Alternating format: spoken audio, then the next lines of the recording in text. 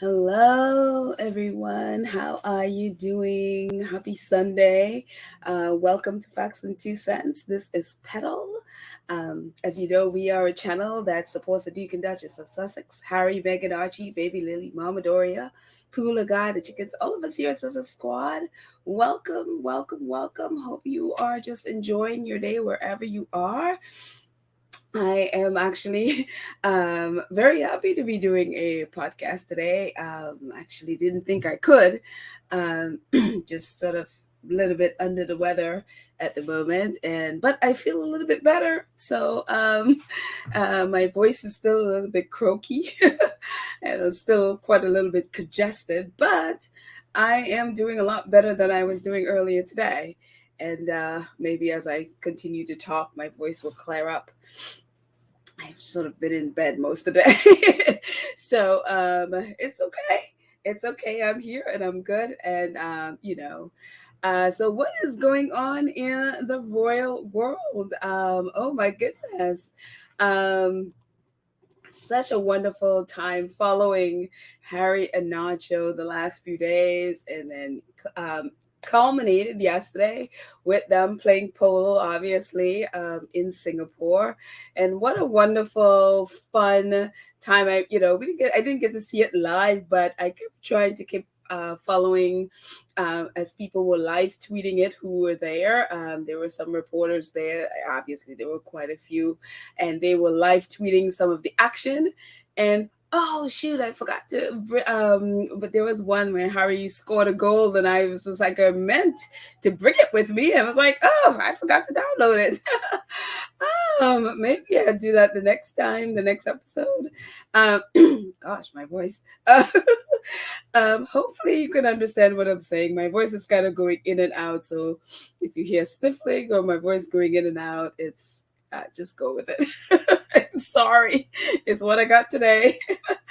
um, but it was just fun. It's just sort of following the tweets and the score. Again, they were live tweeting it, so it was really it was really really cool. And obviously this is Harry and Nacho on their blue carpet before the match. And as we know, it ended in a 7-7 tie, as it should.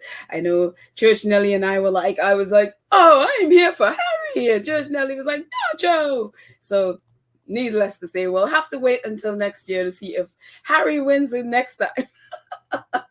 I'm not biased at all, Church Nelly, at all. I am solely not biased.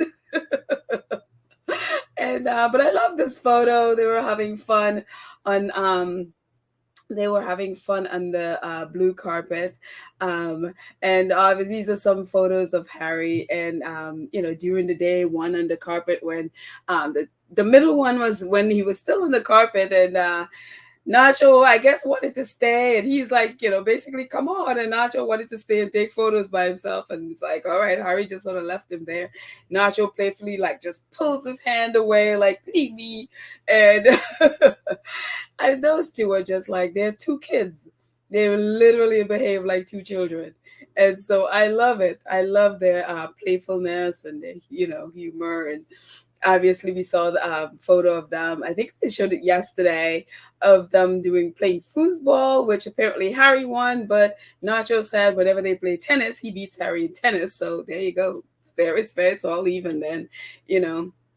And of course, Harry just really enjoying himself. It was so good to see him just smile and enjoy himself, and playing polo for Sentebale, and ending up in a 7-7 tie, as it should be. And Harry scored a wonderful goal. I mean, actually, I think he scored two while captaining his team. Obviously, we know Nacho as well captained his team. And so I think Harry's team was the Royal Salute, and then Nacho was it, oh, I forgot which the name of Nacho's team. One of the sponsors was Nacho's team, but I know Harry was his team was a Royal Salute, which I guess I have to look that up, because I think it's an organization that actually supports Sentebale as well. So yeah, so it was really a really really fun A really fun time just seeing them, and of course, this is a Nacho tweeted about it. This is the trophy presentation as I was going to move myself out of the way there, the trophy presentation. But even before they got to the trophy presentation, Harry tried to steal the trophy. I love their relationship. The trophy.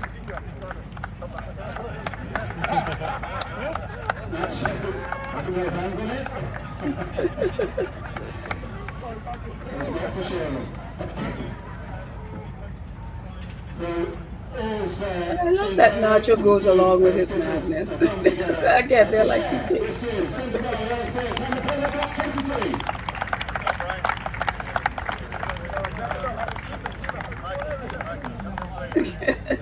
As they're trying to sort themselves out, as Sophie moves the chair and they come to join in the photo session. But it just was so great. So great to see them, just have fun, have a day where they can just have just a lot of fun, and for a great cause. And Sentebale, obviously, they were able to raise $1 million yesterday. And of course, all their very wealthy friends who have supported Sentebale for all of these years were there and supporting. And it's just wonderful. And it's weird. I didn't realize they've been doing this for this long. I think it's the 11th year that they have been. Is it the 11th year? I think, yeah, that they have been doing these matches once a year. Oh, excuse me. I'm so sorry. It's just burped. Hopefully you didn't hear that. I apologize.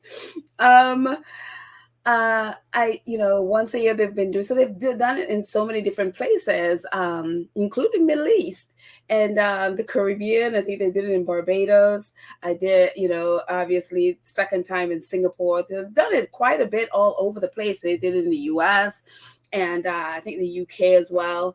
And so it's just really, it's really cool that they have been done. And apparently, actually, no, I think it's the 7th year they've done it, and they've raised $11 million so far with these matches that they've done. So it's extremely, extremely successful, and it's fun, and it gives them a time to really,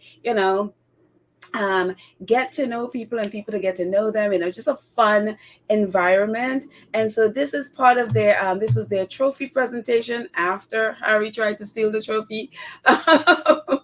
And so Nacho posted this. He said, we are always united in our support for Sentebale and the life-changing work they do for young people in Southern Africa.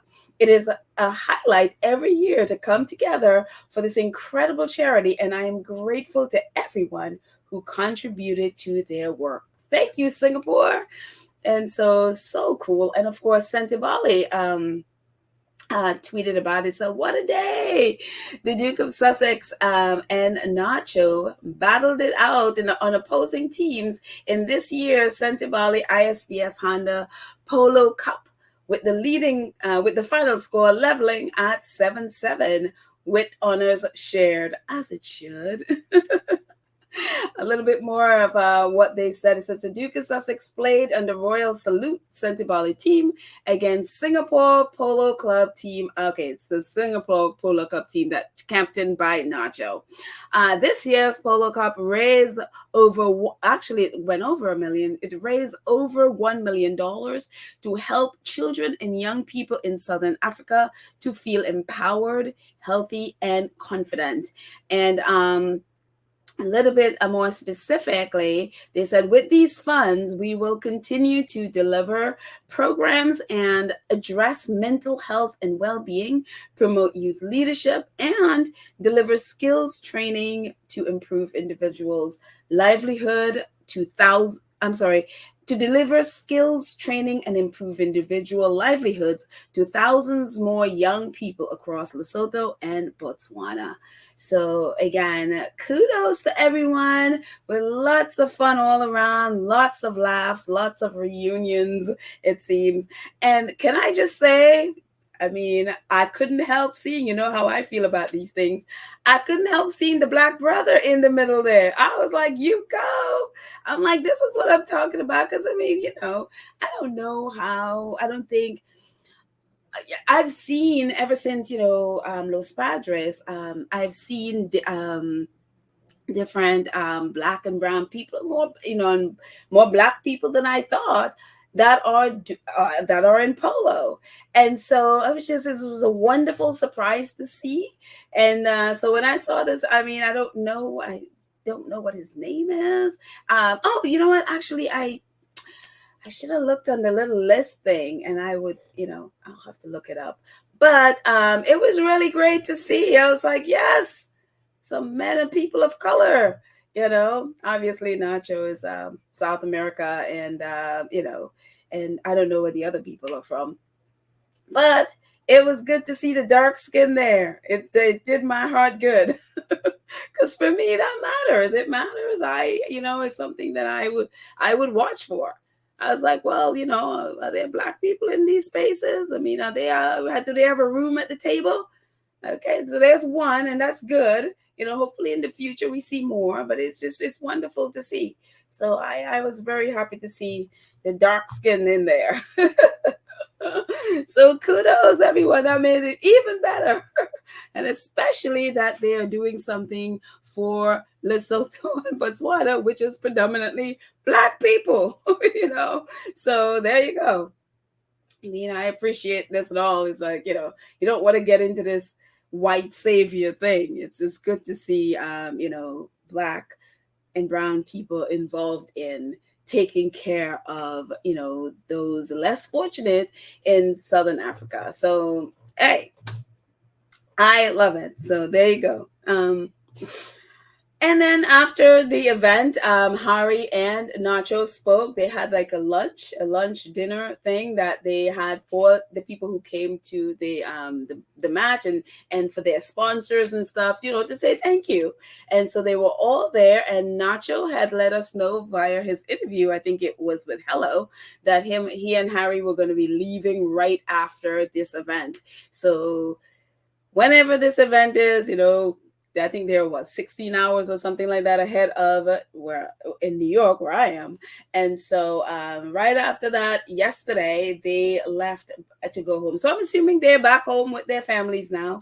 And so thank goodness. And so Santibali, this was part of the Santibali's team, and these are the people that are sponsors of the event and also of Santibali. So we would like to thank all of our sponsors: ISPS Honda, the Royal Salute, Singapore Polo Club, IHG Hotels, the U.S. Polo Association, and players for making today possible. And so, yes, thank you, everyone. And also, you know, along with this, Sussex Squad we're doing our fundraiser as well, and it is up to 30,000. It is over 30,000 now, so it is wonderful all around. Everyone raising funds to make sure that the young people in Lesotho and Botswana are being taken care of. And I saw a post on Twitter, I think it was someone from I think she was from Botswana, and she was saying, you know, she wanted people to know that on the ground there, the work that Santibali is doing is very powerful. It is felt. The work there is felt. She just wants you to know that it is being felt underground here. So great job, Santibali. Great job, Prince Harry, founder and patron, and also the ambassador, Nacho, and all the people who participated. Wonderful time. Of course, Harry and Nacho were also in Japan, taking part in the conference there about sports. Really is such a great catalyst for healing, you know. So yeah, it was a wonderful time, you know. They seem to be very fulfilled by it, so kudos, and we just had a great time with it.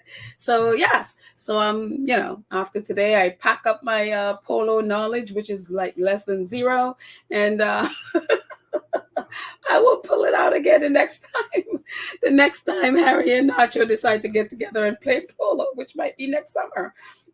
So Unless they want to, bring back Los Padres, and then, we'll get back to that.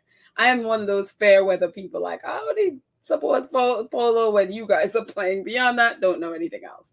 So kudos. So great job for Harry and Nacho, and just a wonderful, fun time with these brothers just being brothers. So kudos to them.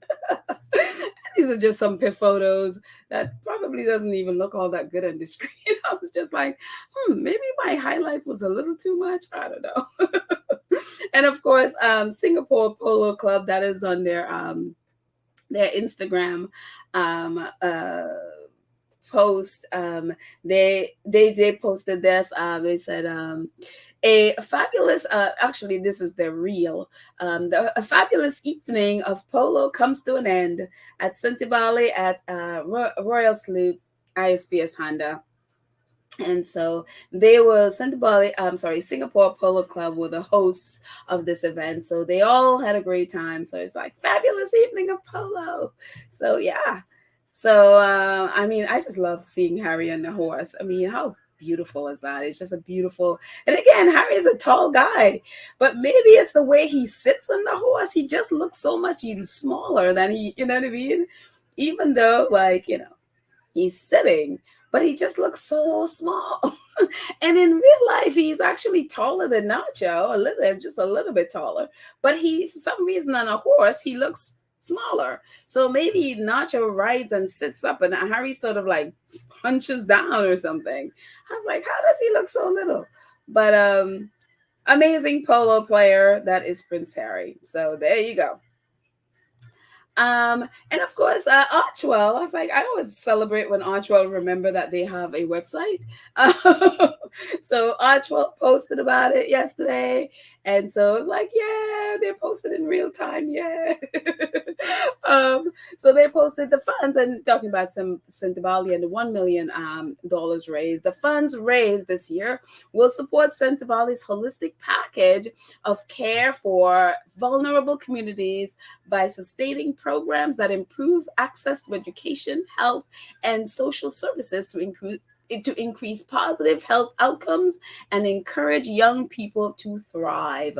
And Prince Harry himself, as you can see him signing at the bottom there, this was a message from Prince Harry and also written on Archwell. He says, Santibali has remained a pillar of support in communities across Southern Africa for almost 2 decades, ensuring future generations are well equipped to address the many challenges facing our world. Adaptability and nimbleness have been a defining factor in our work since Prince Cecil and I founded the charity 17 years ago. Our work has remained rooted in our mission and in honor of our late mothers. We wish to ensure all children and young people in Southern Africa are empowered, healthy, and able to pursue their ambitions and dreams. Signed, Prince Harry. Signed, Harry. Notice he didn't even write Prince. He just put Harry. So, yeah, Harry. I love it. Since they're for some reason, again, they are back to, taking away HRH and all of this nonsense. And it's just like, I love the fact that Harry just put Harry. No, not even Prince, just Harry, and I absolutely love that. One of my, that's another video I could have brought. There was just a little clip of Harry when they came off the field and they were going on the podium, and you would think, Harry would just, he got there first, he would just go on the podium. No, he stood by the podium, helped his team up onto the podium, and then he went up last. And it was just like, that is such a leader. That is so Harry. That is, by his examples, he doesn't have to say anything. You just have to watch him. There was another clip where he was walking and I think it was like Nacho or somebody called him over or something like that. But he was walking and he saw a bottle on the ground. He just picked up the bottle and took it to the table. Everybody else was standing there. I'm sure they probably all saw that bottle on the ground. And there is the prince deciding to get down, pick up the bottle, and take it over to the table and take it off the floor. And it was just like little things like that. He doesn't have to say anything. And it just is so remarkable to see his actions. And that's the thing about Harry is about action. He doesn't talk about things, doesn't just talk about things. He goes out and does things. And that is for me the example, and it's the mark of a leader. Because now it's like other people who, would be looking, it's like, oh, okay, well, if Harry could do it, of course I need to be doing it. So I love that. And I mean, it was just such a mark of excellence and a mark of a leader that you put your team up on the podium and you salute them on the podium, and then you come in last. And one of the teammates, it's like the older gentleman at the end, on the left, he was the last on the podium, and he actually pulled Harry up too. And so it's just, it was a little moment, no words. It's just the examples of a leader. And I was like, yep, that man could lead. That is your leader right there. He's putting his team ahead of himself, and he's the last to get up there. He makes sure they're up before he goes up. And I was like, yep, that is a leader for you. That is a leader. You can't teach that sort of thing, Well, actually, you could teach leadership. You definitely could teach that sort of, But, in a lot of times, you could tell when someone, that is who they are. And so, yeah, I mean, you can teach that. But with Harry, it's who he is. It's just every fiber of who he is. And it just comes across. And I think that's why people just gravitate to him as they do. So, yeah. Kudos, Harry. What else? And it's just, one of the things I actually love too was just, the British press always think that they have to be there to cover, or all the things that Harry and Meghan are doing will just fall apart without them. And as we saw in Japan, as we saw here too, Asia had it covered. As you can see these posts like Bangkok Post, CNA, Khaleej Times, Channel News Asia, and a lot more. This is all I could fit on my page. I was like, I'm not going to do another page, but there's a lot more. I mean, apart from them, the US media, the British press, and, I think media from 30 different countries or something like that. That were part of it. And so it just, at least they were in Japan. I don't know how many of them were in Singapore, but a lot. So this has been covered worldwide. But I just love, to see the Asian community covering it as well, because that's where they were. And then to, you look around the internet and see, this has gotten worldwide coverage. Harry has not even given an interview. He has not done an interview. Nacho, I think, that did one or two. I think one interview. I think it was with Hello. And yeah, Harry doesn't have to do anything. He doesn't have to go out of his way doing. He's just interesting, and people cover him no matter what he does. And so it was wonderful to see. Absolutely wonderful to see. So fun times by all.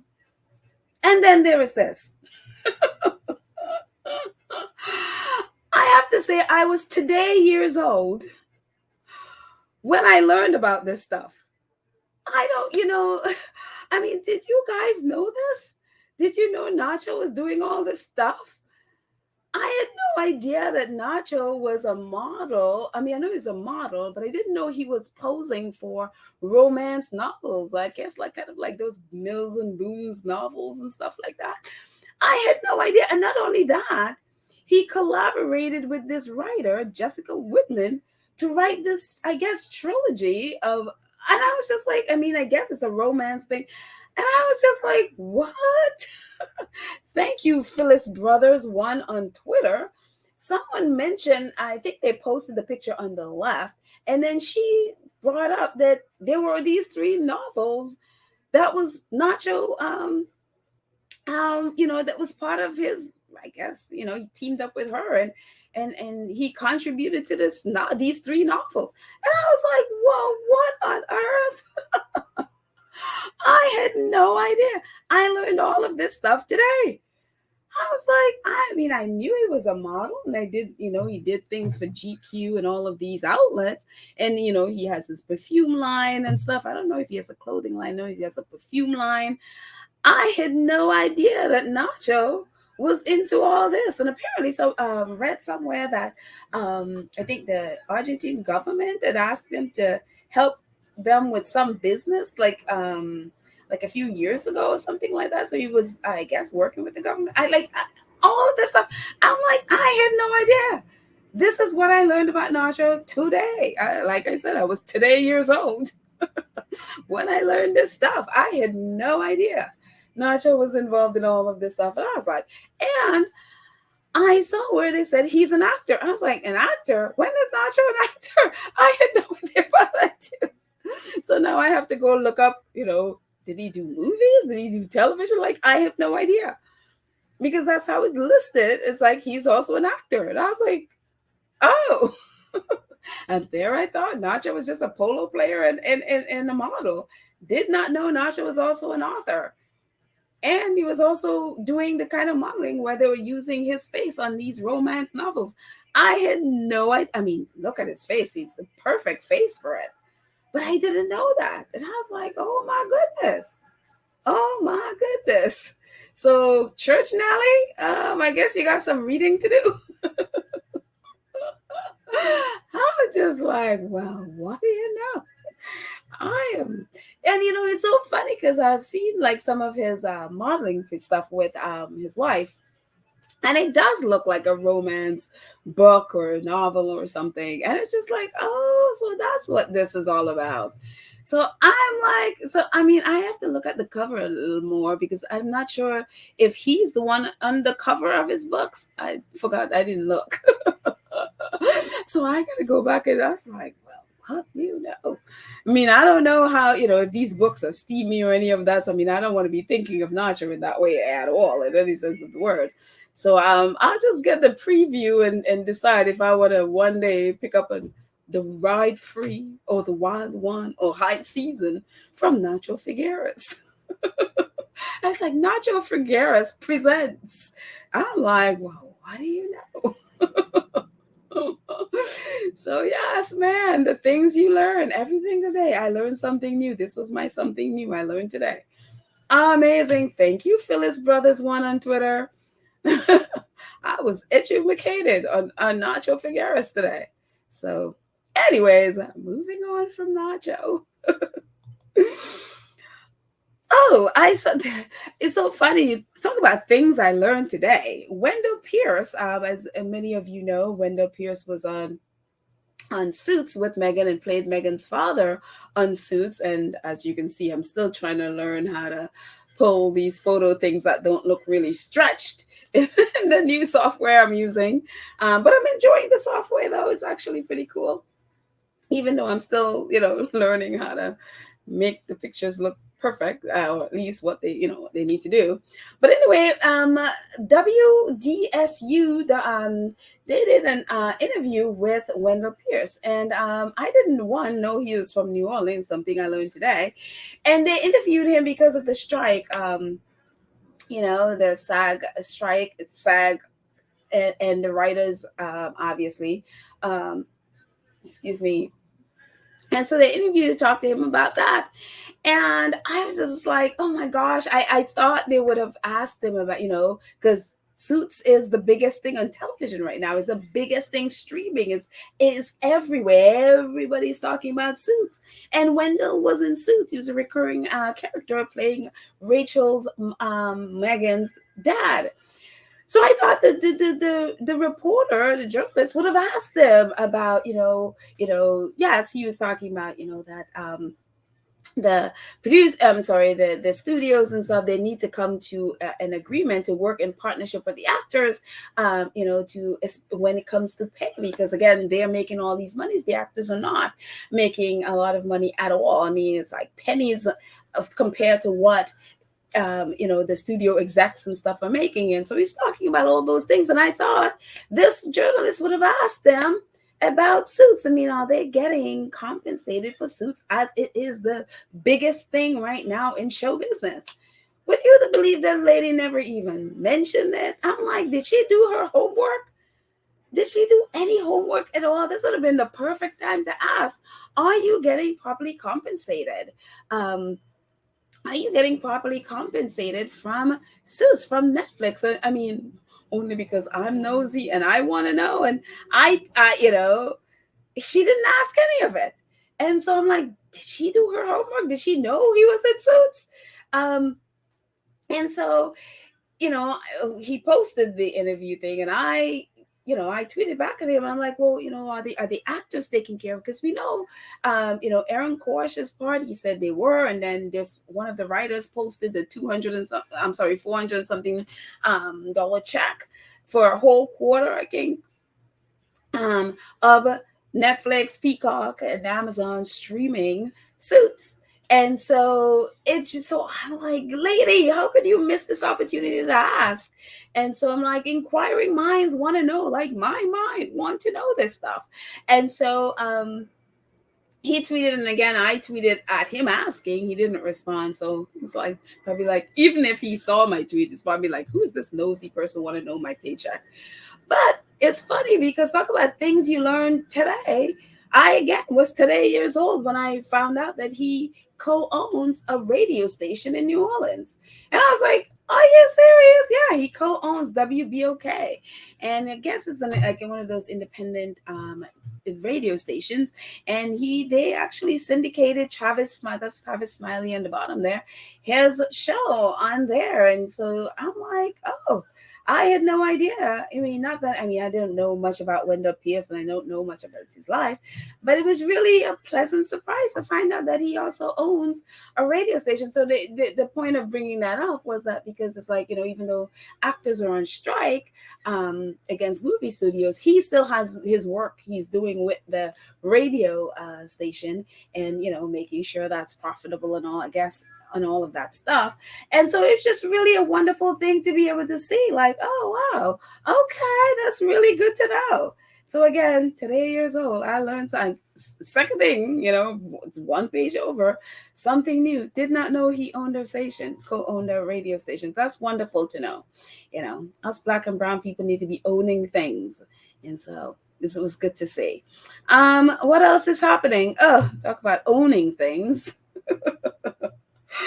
It just never ends. It's one of those things you're like, oh, heavy sigh, because we know that, Telegraph has been in trouble for a while. And obviously they're trying to sell the paper because they run out of money. And so the Barclay family, I guess, I think the banks own it now because they kicked out the Barclay because, I guess they were too much in debt, and the Barclay family owned it. And so the bank, I think the banks now own Telegraph and are trying to sell it. And so, of course, the greedy ones and the despicable owner of the Daily Mail would try to snap it up. I mean, I'm surprised Rupert Murdoch is not kicking him down to try to own it. But I think Rupert Murdoch have been in so much trouble financially, including, I think it was last year, their profits nosedived. And then, of course, they've had to pay $787 million to Dominion, claiming that the Dominion, their voting machines were defective or whatever it is, that lost Trump the election, even though they knew it was a lie. So they have to pay Dominion. And then they have another case coming up where they can be paying even more money. And on top of having to pay off people who sue them, especially with the Sun, they've been having to pay people off all the time to try to shut them down, so they don't talk about the horrible things Rupert Murdoch's outlet did to them. And so I was a little surprised, and then I realized, like, oh yeah, they're probably a little cash strapped at the moment because they're having to pay out all this stuff. But you never know. But leave that to now Lord Ruthermere. And so Sky News is reporting that Sky News has learned that Lord Ruthermere, chairman of both DMGT and its consumer division, DMG, these are the owners of the Daily Mail, Mail Online, Mail on Sunday, is courting financial investors to support a bid for the Telegraph newspapers. It says Lord Ruthermere, who delisted DMGT early last year after a deal to take it private, is understood to be holding talks with funds based in the Middle East, among others. City sources said this weekend that individual external investors would be unlikely. It owns more than 20% of the Telegraph title.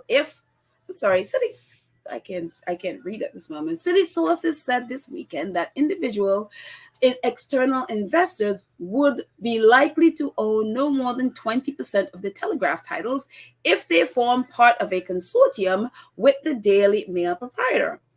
In a statement issued on Sunday, the DMGT spokesman said, "We have been engaged with many parties over the possible synergies between DMG Media and the Daily Telegraph, and have registered our interest with Lloyds, which is the banking group, Lloyds of London, but we have no formal plans and have no consortium." The statement represents the first formal confirmation of Lord Ruthermere's pursuit of an acquisition that he has coveted for many years. So maybe one day, in the next coming week, we'll all wake up to find the vile, despicable Daily Mail is now, sister to the Daily Telegraph, which obviously is not much better than the Daily Mail. They are a glorified tabloid and just as despicable. And so, these billionaires, I think it's like three.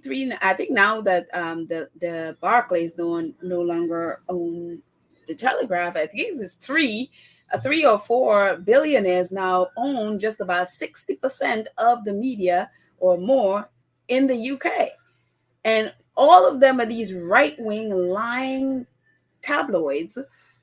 You can't even the ones that try, like the Times, that are trying to claim that they are legit, are not. They are glorified tabloids. They're owned by, it's owned by Rupert Murdoch. Can't, put it in any other class. But it's like these people are owning up all the media so they can control the narrative in every single place. I mean, they already, you look at how the media are with the prime minister, and you look at how they are with the MPs and stuff. It's like they basically are the ones that are deciding on the UK government. It's unbelievable. And I mean, I don't understand why they would allow this, this to go through. If they do, I have no doubt that he will do it.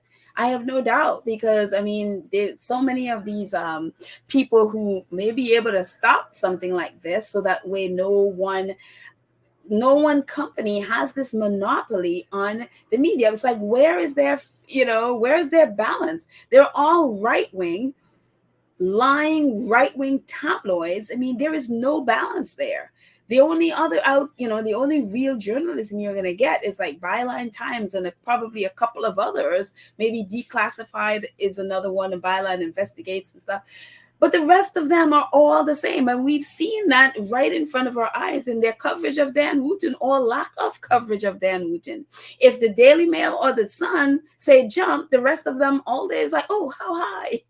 If they're not saying jump, the rest of them are, they hit the mute button. We've seen it right before our eyes. And so to think of Lord Ruthermere now owning the Telegraph on top of all the others that he owns, because not only do they own, like, the Daily Mail, the Mail Online, Mail Sunday, they have these regional papers that are also theirs. And so they are controlling the narrative and feeding their bile to so many people. And again, not that the Telegraph was any much better, but it was maybe a little step above the Daily Mail. Maybe they were just as vile. I mean, that's where Camilla Tominay's A Liar worked, or maybe she still works there. I don't know. I haven't paid attention to her in a while. But it's really sick that somebody hasn't stood up and said, no, we cannot and we will not allow another right-wing outlet. But these people, they all bow at the feet of tabloids. All the leaders, the whether it's the prime minister or the MPs or the royals, they all bow at the feet of the tabloids, so nobody can say anything. And so it's So again, if you wake up in the next couple of weeks and Lord Ruthermere owns it, don't be surprised. Hey, another sister for the despicable Daily Mail. You know, unbelievable, unbelievable. So, or maybe it is believable because that's the UK, right? Corrupt. I mean, it operates, the British press operates like a mafia, and what they do is a protection racket, is exactly what Hugh Grant say they are. It's absolutely despicable. But anyway, moving away from their mess, we have, in the US, specifically in Hawaii right now, they're going through a lot. They are going through a lot in Hawaii. um Maui, obviously, we know this whole historical community there was burnt. It is now, it's like an apocalypse over there. And so it's shocking to see a whole community just wiped off the face of the world. All their buildings, or just about all their buildings, are flattened to the ground. And so one of the things that happened, is happening, and they are concerned about, is like um, people coming to on vacation to Hawaii, and people like, please don't come. Please do not come, because right now we want, they need all the hotels and all that stuff for people who are displaced. They will have no homes because their homes are burnt out. And one of the things they're also concerned is that, rich people from other countries, most of the U.S. rich people, might come and try to buy up a lot of their properties and basically push them out, which has been a concern. It's colonizing, which the U.S. did to Hawaii, you know. And so there's so many concerns that are going over there right now, along with people trying to literally just find a place to live and some food to eat, and fresh water. And, one of the things that we always know, we talk about here, is that World Central Kitchen, they always run to the struggle. And so World Central Kitchen is up and running there, in Maui. And so this was from their side. It says, after the donate to World Central Kitchen, help us provide fresh meals to the communities on Maui. After an unusually dry year in Hawaii, two small brush fires, heavily fanned by Category 4 Hurricane Dara in the Pacific, grew rapidly overnight. More than 1,000 acres of land was burned, and communities were already facing major power and telecom outages, as well as road disruptions. The governor announced a state of emergency this morning and issued evacuation orders in towns across multiple islands, including Kohala, Ranch, Lahaina, Kula, and Waikuli. I hope I said those names correctly. World Central Kitchen's emergency response team is underground to support with food and water. To support with food and water needs for first responders, evacuated residents, and tourists. And hopefully by now those tourists are home so that they can focus on the natives who are there that, again, they are burnt out. They have nowhere to go. World Central Kitchen is the first into the front lines, providing meals in response to humanitarian climate and community crises.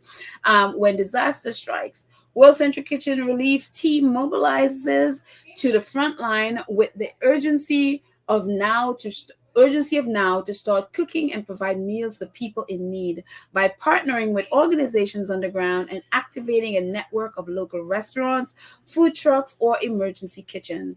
World Central Kitchen serves comforting meals to survivors of disaster quickly and effectively. We know that good food provides not only nourishment, but also comfort and hope, especially in times of crises. World Central Kitchen has provided more than 3 million fresh, nourishing meals to communities around the world. Your donation today will be used to support our emergency food relief effort. And, so if you're able to support World Central Kitchen, the link will be in the show notes.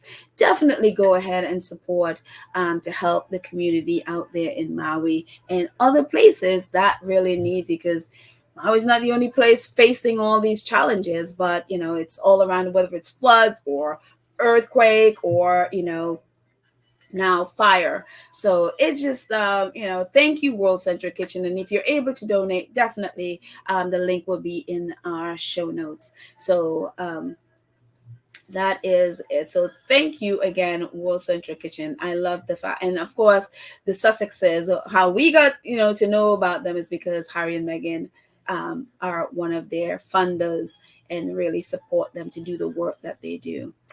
And talking in terms of fire, it's so funny, not funny, haha, but after reading that, I ran right into this post on Twitter. Oh, and I forgot to um I think this was one of those Twitter handles that post. It's like, it looks like tweets of the day, I guess that I would call them, but talk about fire, and maybe that's why this popped up. But I remember seeing it a while ago and then scrolling past it. But I thought, in the same way, in the same vein, because of a fire, I will share it. It says, excuse me, when I was 2 years, that is the gentleman in the yellow hat on his head, the black man there with the kid. It says, when I was 2 years old, my house caught on fire and I was trapped inside. I ended up dying that day.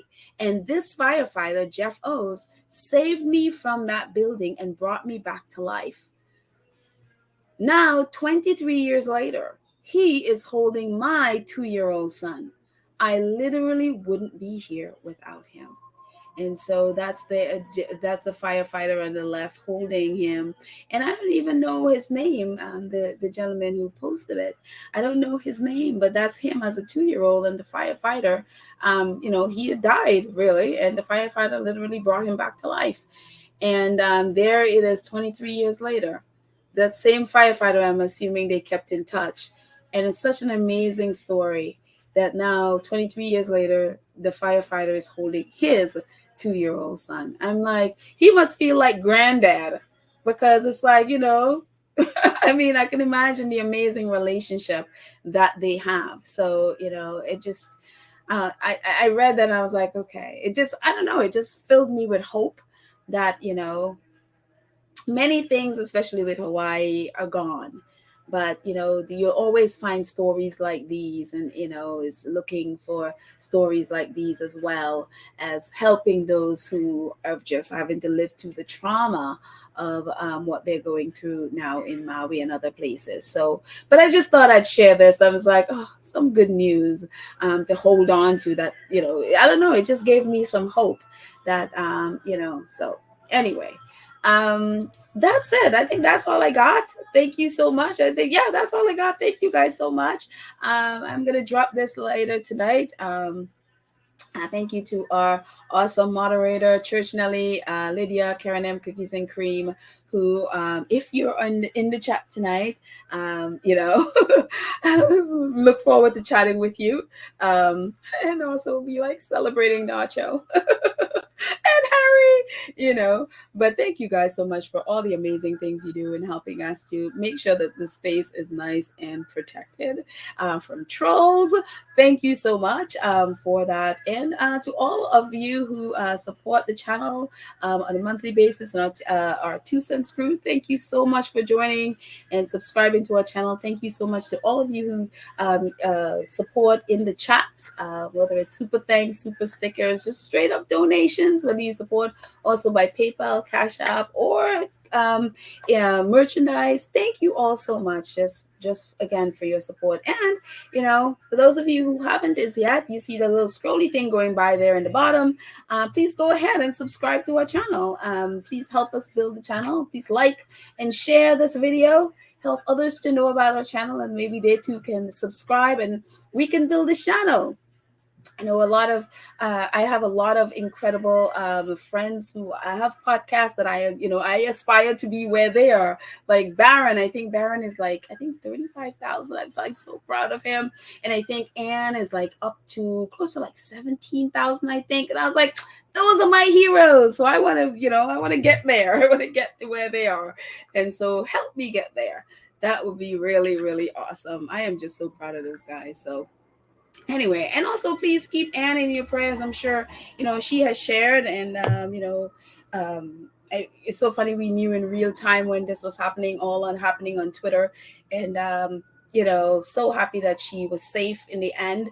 But please pray for her. I know that had to be a very jarring experience there in Istanbul, and so pray for her safety as she, whenever she decides to leave. But I'm glad she's leaving early. I listened to her podcast earlier, and she's been leaving early. So I'm happy that she's getting out of there earlier. But pray for her and pray for her safety as she enjoys her adventure. Is a wonderful thing she's doing. A wonderful adventure, traveling around and seeing different places. So, but safety is always a thing, concern when you go, especially in a country where you don't speak the language, or you speak very little of it. So, and they don't speak English. So there's always that, room for, language barriers. So definitely keep Anne in our prayers. So, and all of our squad, and our faves, definitely keep them in your prayers. I know many of us are praying for them so that they are protected and safe and are happy under their tree in Montecito. So anyways, guys, that's it. I love you all. Have a fantastic evening, and I will catch you next time. Bye.